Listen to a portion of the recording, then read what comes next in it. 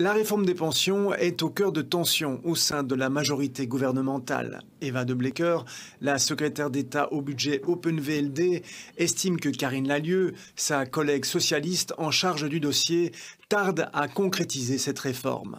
Évidemment, à l'approche des élections 2024, l'agenda, les partis commencent à croiser le fer, à se positionner.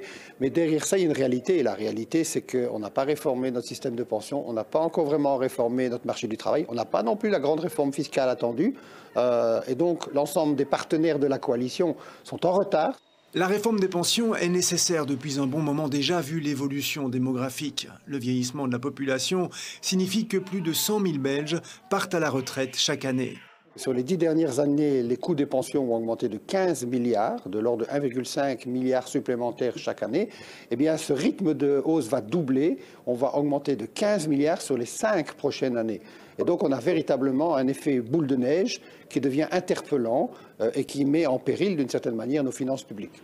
Et avec les conséquences de la guerre en Ukraine, la situation devient encore plus alarmante.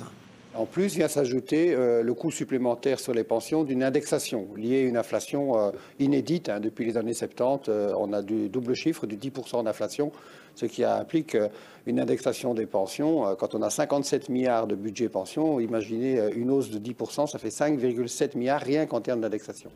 Des discussions autour de l'avancée de la réforme des pensions étaient déjà programmées à la fin de cette semaine en Conseil des ministres restreint. Vu la sortie de la libérale flamande, les débats risquent d'être animés.